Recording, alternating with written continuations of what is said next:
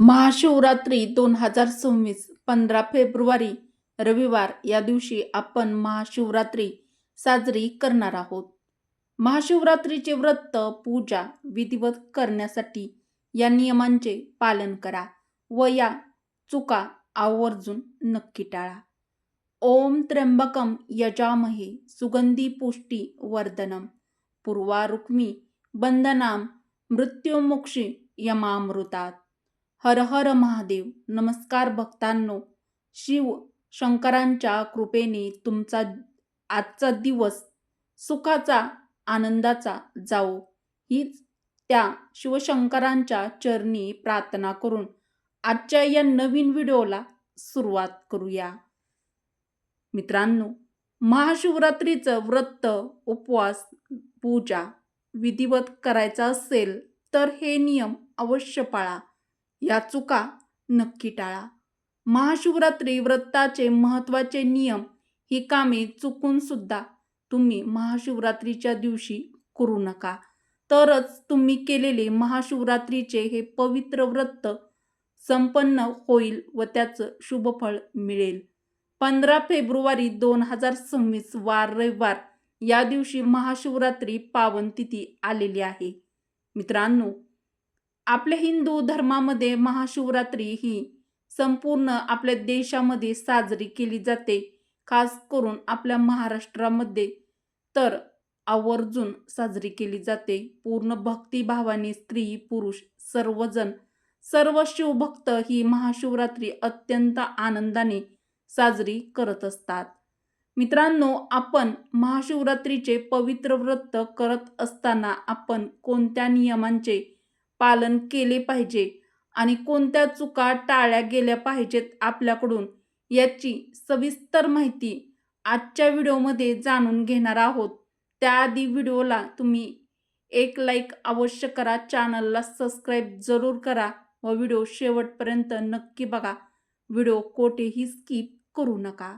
मित्रांनो, दरवर्षी माघ महिन्यातील कृष्ण पक्षातील चतुर्दशीला महाशिवरात्री साजरी केली जाते.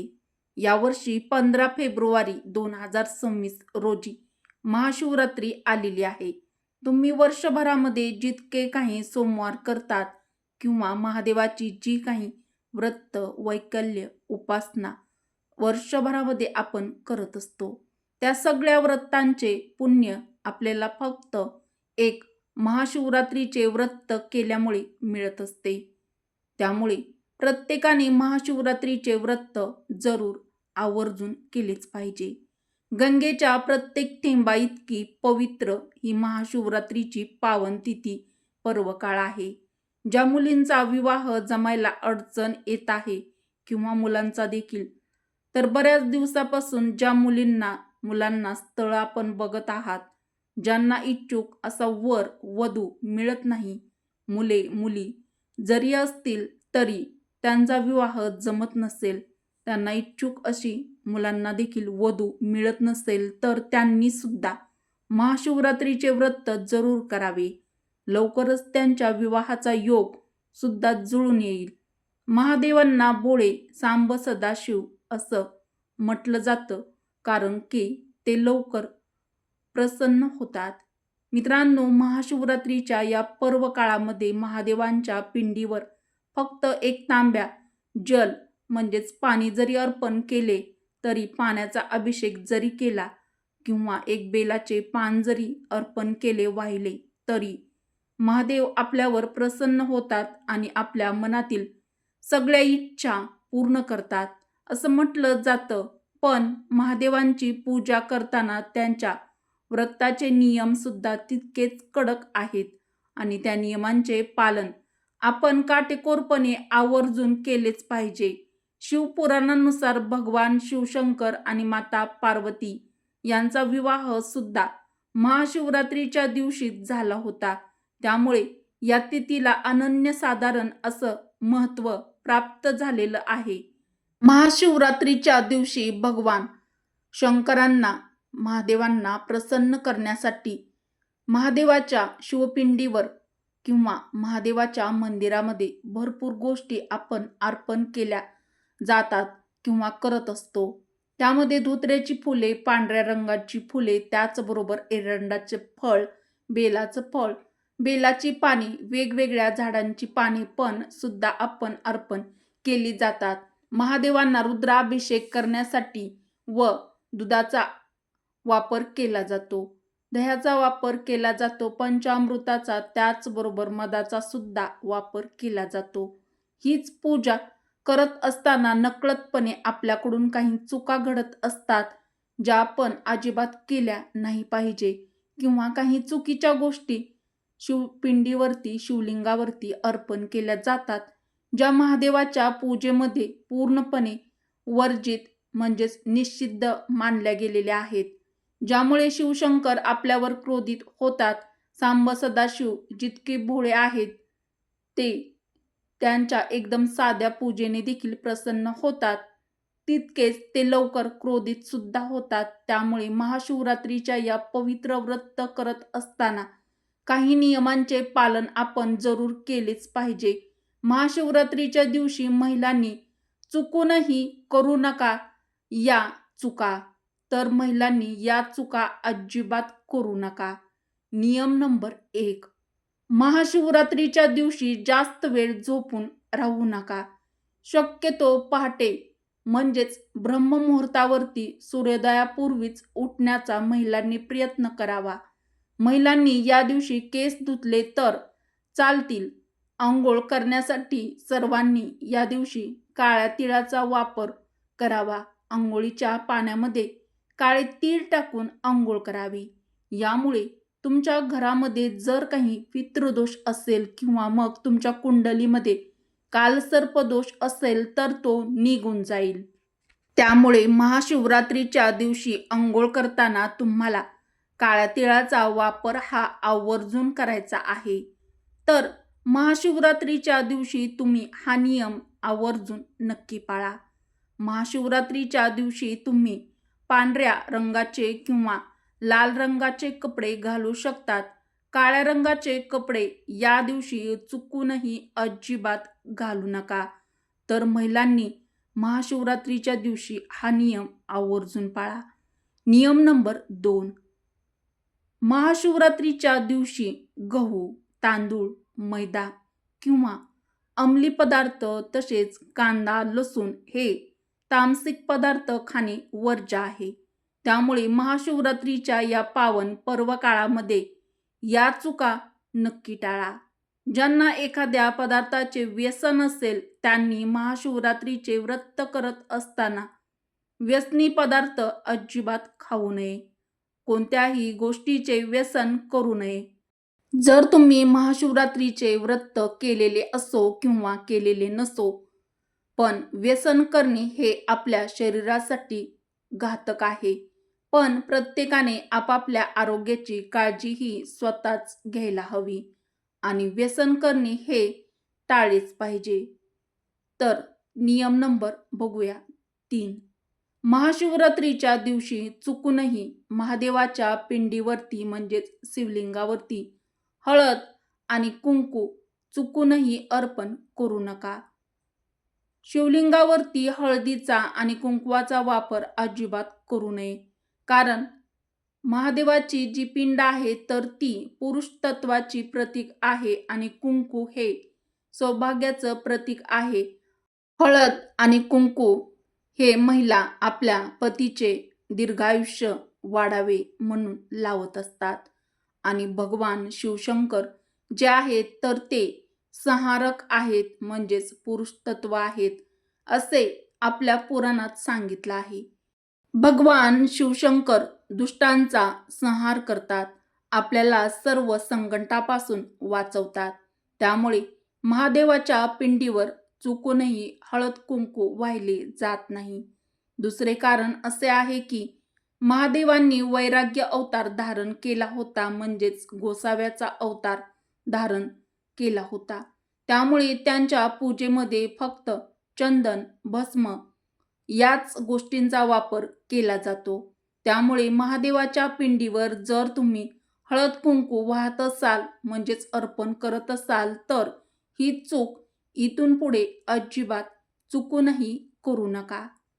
4था नियम, महाशिवरात्री या पावन पर्व काळामध्ये जेव्हा आपण शिवशंभूच्या शिवलिंगावरती जेव्हा अभिषेक करतो, मग तो पंचामृताचा अभिषेक असो किंवा मग मधाचा अभिषेक असो किंवा रसमिश्रित फळांचा अभिषेक असो किंवा मग दुधाचा असो किंवा दह्याचा असो, पाण्याचा अभिषेक असो, कोणत्याही गोष्टीचा जेव्हा आपण अभिषेक महादेवाच्या शिवपिंडीवरती करत असतो, म्हणजे शिवलिंगावरती करत असतो, तर त्यासाठी तुम्ही दुसऱ्या एखाद्या भांड्याचा वापर करा किंवा आपल्याकडे जो तांब्या असतो त्याचा वापर करा. पण चुकूनही शंखाचा वापर अजिबात करू नका. शास्त्रानुसार शंखाचा वापर हा महादेवाच्या पिंडीवर अभिषेक करण्यासाठी पूर्णपणे वर्ज्य आहे. एका कथेमध्ये असं सांगितलेलं आहे की शंखचूड नावाचा एक असुर राक्षस होता. तो एक राक्षस होता आणि राक्षसाचा वध हा महादेवांनी केला होता. त्यामुळे शंखाचा वापर महादेवाच्या पूजेमध्ये पूर्णपणे वर्ज्य आहे. तुम्ही जर आत्तापर्यंत कधी शिवपिंडीवरती अभिषेक करण्यासाठी शंखाचा वापर केलेला असेल तर तुम्ही महादेवाच्या चरणी क्षमा मागा आणि इथून पुढे अशी चूक अजिबात करू नका. कारण आपल्याकडे पूजेमध्ये जो काही शंख असतो तर तो शंखचूड नावाच्या राक्षसाचं प्रतीक आहे. म्हणून मग तुम्ही असं देखील म्हणाल की विष्णूच्या पूजेमध्ये आणि महालक्ष्मीच्या पूजेमध्ये आपण शंखाला इतके महत्त्वाचे स्थान का देतो? तर शंखचूड नावाचा जो असुर राक्षस होता तो भगवान विष्णूंचा भक्त होता. त्यामुळे विष्णूच्या व महालक्ष्मीच्या पूजेमध्ये शंखाचा वापर आवर्जून केला जातो. नियम नंबर 5. मित्रांनो, महाशिवरात्रीच्या या पर्व काळामध्ये भगवान शिवशंकराच्या पिंडीवर आणि महादेवाच्या पूजेमध्ये चुकूनही तुळशीच्या पानांचा, तुळशीच्या मंजिरींचा वापर अजिबात करू नका किंवा तुळशीचे पान शिवलिंगावरती चुकूनही अर्पण करू नका. आपल्या हिंदू धर्मशास्त्रानुसार तुळस ही माता लक्ष्मीचे एक स्वरूप मानले जाते आणि माता लक्ष्मी या भगवान श्री विष्णू यांच्या धर्मपत्नी आहेत. यामुळे महादेवाच्या पिंडीवरती तुळस चुकूनही कधीच अर्पण करू नये. आपल्या हिंदू धर्मामध्ये तुळशीला लक्ष्मीचे रूप मानले जाते. महादेवाच्या पूजेमध्ये तुळस पूर्णपणे वर्ज्य आहे. बरेच जण शिवशंभूची पिंड तुळशीच्या कुंडीमध्ये नेऊन ठेवतात आणि तिथे जाऊन पूजा करतात. पण आपल्या हिंदू धर्मशास्त्रामध्ये हे पूर्णपणे निषिद्ध मानलं गेलेलं आहे. तर हे वर्ज्य आहे. तर तुम्ही ही चूक करू नका आणि करत असाल तर ती चूक करणे टाळा. तुळशीच्या कुंडीमध्ये महादेवाची पिंड अजिबात ठेवू नका, कारण ते पूर्णपणे वर्ज्य मानलं गेलेलं आहे. ही चूक तुम्हाला टाळायची आहे. महादेवाच्या पिंडीवर किंवा महादेवाच्या मंदिरामध्ये तुम्हाला चाफ्याची फुले, त्याचबरोबर केवड्याची फुले, केतकीची फुले अजिबात अर्पण करायची नाहीत, म्हणजेच व्हायची नाहीत. महादेवाच्या पूजेमध्ये या सर्व गोष्टी वर्ज्य मानल्या गेलेल्या आहेत. नियम नंबर 6. पुढील नियम आहे तर तो अत्यंत महत्त्वाचा आहे. या नियमाचे पालन प्रत्येकाने केलेच पाहिजे. जेव्हा आपण शंकराच्या पिंडीवर दुधाचा अभिषेक करतो, दह्याचा अभिषेक करतो किंवा मग पंचामृताचा अभिषेक करतो, तर त्यासाठी तांब्याचे भांडे किंवा तांब्याचा तांब्या अजिबात वापरायचा नाही. तुम्ही दूध, दही किंवा पंचामृत या पदार्थाचा अभिषेक करण्यासाठी एकतर स्टीलचा तांब्या वापरू शकता किंवा मग पितळेचा तांब्या वापरू शकता किंवा मग तुमची ऐपत असेल तर तुम्ही चांदीचा, सोन्याचा सुद्धा तांब्या भांड वापरू शकता.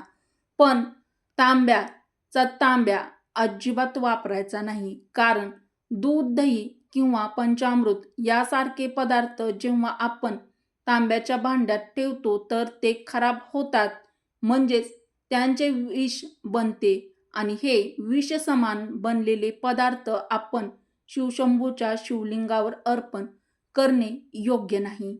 त्यामुळे तांब्याच्या भांड्याचा वापर शक्यतो सांब सदाशिवाच्या पूजेमध्ये तुम्ही टाळायला पाहिजे. आता तुमच्या मनामध्ये प्रश्न पडू शकतो की जेव्हा आपण शंकरांची पूजा करतो तेव्हा माता पार्वतीची सुद्धा पूजा करत असतो. तर असं आवर्जून सांगितलं जातं, कारण वर्षभरामध्ये सुद्धा आपण शंकराची भरपूर सारी व्रत करतो. हरतालिका तृतीयेला सुद्धा आपण माता पार्वतीची सुद्धा पूजा करतो. मग महादेवाची पूजा करत असताना हळदी कुंकवाचा वापर करू नका असे सांगितले जाते. तर माता पार्वतीच्या पूजेमध्ये सुद्धा हळदी कुंकू वापरायचे नाही का? तर जेव्हा आपण शंकराच्या शिवलिंगाची पूजा करतो तेव्हा तिथे हळदी कुंकू अजिबात अर्पण करायचे नाही.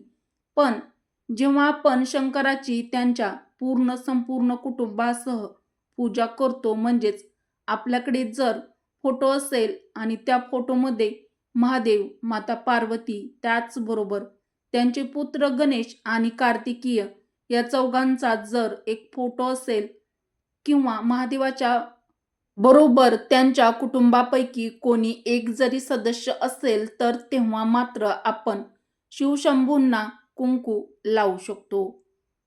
महाशिवरात्रीच्या या पावन पर्व काळामध्ये आपण माता पार्वती आणि भगवान शिवशंभो यांचे कृपा आशीर्वाद प्राप्त होण्यासाठी महादेवाच्या पूजेमध्ये महाशिवरात्रीला शिवलिंगावरती आपण बऱ्याच साऱ्या गोष्टी अर्पण केलेल्या असतात. त्यामध्ये काही गोष्टी खाण्यायोग्य सुद्धा असतात. म्हणजे शंकराच्या आवडीचे नैवेद्य म्हणजेच देवाला भोग आपण चढवत असतो आणि तिथे अर्पण केलेले असतात. दुसऱ्या दिवशी जेव्हा आपण महाशिवरात्रीचे व्रत सोडतो म्हणजेच उपवासाचे पारणे करतो, तर नैवेद्यामध्ये आपण जे जे पदार्थ अर्पण केलेले असतात तर ते पदार्थ अजिबात खायचे नाहीत.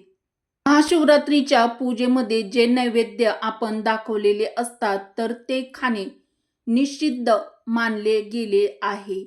यामुळे आपल्याला वेगवेगळ्या प्रकारचे दोष लागू शकतात. याचा वाईट परिणाम आपल्याला भोगावा लागू शकतो. त्यामुळे महाशिवरात्रीचे नैवेद्य अजिबात खायचा नाही. जर तुम्हाला हे पदार्थ विसर्जन करणे चुकीचे वाटत असेल, तर मग महाशिवरात्रीची पूजा करत असताना तुम्हाला शालिग्रामची सुद्धा पूजा करावी लागेल. तरच तुम्हाला हे महाशिवरात्रीचे नैवेद्य खाता येतील. यानंतर मित्रांनो, पुढचा महत्त्वाचा नियम असा आहे की महाशिवरात्रीचं व्रत करणाऱ्या पती पत्नी म्हणजेच नवरा बायको जर हे व्रत करत असतील, तर त्यांनी या दिवशी ब्रह्मचर्य अवश्य पाळावे. महाशिवरात्रीचा पुढचा नियम असा आहे की ज्या दिवशी तुमचे महाशिवरात्रीचे व्रत असेल, उपवास असेल, तर त्या दिवशी तुम्हाला दिवसभर झोपायचे नाही. तर या दिवशी झोपणे हे वर्ज्य आहे. तर महाशिवरात्रीचा सगळ्यात महत्त्वाचा हा नियम जो प्रत्येकाच्या घरात पाळला गेलाच पाहिजे आणि हा नियम जर आपण पाळला तर आपले हे महाशिवरात्रीचं पावन व्रत पूर्ण होईल असं म्हणता येईल. महाशिवरात्रीच्या दिवशी आपल्या घरातील वातावरण एकदम प्रसन्न, शांत ठेवावं. आपल्या घरामध्ये स्वच्छता ठेवावी. त्याचबरोबर आपल्या घरातील कोणत्याही सदस्यावर आपण अपशब्द वापरू नये. आपल्यामुळे कोणाचे मन दुखेल, आपल्यावर कोणी नाराज होईल, अशा गोष्टी आपण महाशिवरात्रीच्या दिवशी अजिबात करू नये. तसेच गर्भवती महिलांनी महाशिवरात्रीचे व्रत केले नाही तरी सुद्धा चालेल. तरी पण जर तुमची इच्छा असेल तर तुम्ही स्वतःची आणि होणाऱ्या बाळाची काळजी घ्यावी लागेल. त्यासाठी तुम्ही पूर्ण आहार घ्यावा. म्हणजे जरी उपवासाचे पदार्थ खाल्ले तरी पण ते व्यवस्थित घ्यावे आणि स्वतःची काळजी नक्की घ्यावी. गर्भवती महिलांनी चांगले जेवण करावे. अजिबात उपाशी राहू नये. यामुळे तुम्हाला कोणत्याही प्रकारचा त्रास होणार नाही. तर गर्भवती महिलांनी या नियमाचे पालन जरूर करावे. महादेवाच्या पिंडीवर बेलाची पाने अर्पण करत असताना ती विषम संख्येमध्ये अर्पण करावी. म्हणजे एकतर तुम्ही एक बेलाचे पान अर्पण करू शकतात किंवा मग 3 पाने बेलाचे अर्पण करू शकता किंवा 5 किंवा 7 करू शकता. पण एक बेलाचे पान याचा अर्थ असा होतो, एका बेलाच्या पानाला 3 पानं असतात. म्हणजे 3 दलाचे मिळून हे एक बेलपत्र म्हणजे बेलाचे पान तयार झालेले असते. त्यामुळे तुम्हाला बेलपत्र घेताना 3 दलाचे आहे की नाही हे व्यवस्थित पान बघून घ्यायचे आहे. मग बेलाच्या झाडाला प्रथम नमस्कार करायचा आहे आणि नंतरच तुम्हाला ते बेलाची पाने तोडायची आहेत. हे पान पूर्णपणे 3 दलाचे असलेले पाहिजे. बेलाचे पान जळालेले, चिरलेले, तुटलेले, सुकलेले अजिबात महादेवाच्या पिंडीवरती अर्पण चुकूनही करू नका. महाशिवरात्रीला शिवशंभो व माता पार्वती यांची कृपा प्राप्त करण्यासाठी महाशिवरात्रीच्या दिवशी हा अत्यंत महत्त्वाच्या नियमाचे तुम्ही कटाक्षाने पालन अवश्य करा. मित्रांनो, जर तुम्हाला भोळ्या सांब सदाशिवाच्या पूजेमध्ये एखादी वस्तू उपलब्ध झाली नाही तर अजिबात काळजी करण्याचे कारण नाही. पण पूजा करताना महादेवाच्या पिंडीवरती म्हणजेच शिवलिंगावरती चुकीच्या वस्तू अजिबात चुकूनही अर्पण करू नका. यामुळे महादेव आपल्यावरती क्रोधित होतात आणि आपल्याला या महाशिवरात्रीच्या पवित्र आणि पावन महाशिवरात्रीच्या महान व्रताचे संपूर्ण फळ मिळत नाही. तर मित्रांनो, महाशिवरात्रीचे व्रत करण्यासाठी आपल्या मनातील शुद्ध भाव, आपली शिवशंभोवरती असणारी मनापासूनची श्रद्धा, अंतःकरणातील भाव हा खूप महत्त्वाचा असतो. जर मनामध्ये कोणताही स्वार्थ, कोणतीही लालसा न ठेवता महाशिवरात्रीच्या या पावन पर्व काळामध्ये भगवान शिवशंभूची मनापासून शुद्ध अंतःकरणाने, शुद्ध भावनेने सेवा करा, उपवास करा. मित्रांनो, तुम्हाला शिवशंभूची कृपा ही नक्कीच मिळेल. त्यांचा कृपाशीर्वाद तुम्ही नक्कीच प्राप्त कराल. तर देवाला कोणत्याही गोष्टीपेक्षा तुमच्या मनाचं निर्मळ अंतःकरणाचा भाव हा खूप भावतो. कारण देव हा भावाचा भुकेलेला असतो. तर या गोष्टीचे जर तुम्ही पालन केले आणि यंदाच्या महाशिवरात्रीला याचे पालन जरूर करा. पूजेमध्ये तांदळाचा वापर आपण पूजेमध्ये करत असाल तर त्या अक्षदा ज्या आहेत किंवा जे तांदूळ जे आहेत तर ते कधीही तुटलेले नसावे, अखंड असलेले तांदूळ घ्यावे. तुटलेले, फुटलेले तांदूळ चुकूनही घेऊ नका. आपल्याला महादेवाच्या पूजेमध्ये याचा वापर करायचा नाही. अखंड तांदूळच पूजेसाठी वापरायचे आहेत. तर मित्रांनो, आपल्याला महाशिवरात्रीच्या खूप खूप शुभेच्छा. तर मित्रांनो, आपल्याला ही माहिती कशी वाटली ते देखील मला कमेंट करून नक्की कळवा. उपयुक्त माहिती व हा आध्यात्मिक व्हिडिओ जर तुम्हाला आवडली असेल तर तुमच्या मित्र परिवारासोबत जास्तीत जास्त शेअर करा. व्हिडिओला लाईक करून चॅनलला सबस्क्राईब देखील जरूर करा. व्हिडिओ शेवटपर्यंत पाहिल्याबद्दल तुम्हा सर्वांचे मनापासून धन्यवाद. श्री स्वामी समर्थ. जय श्रीकृष्ण. जय माता लक्ष्मी. ओम नमः शिवाय. हर हर महादेव.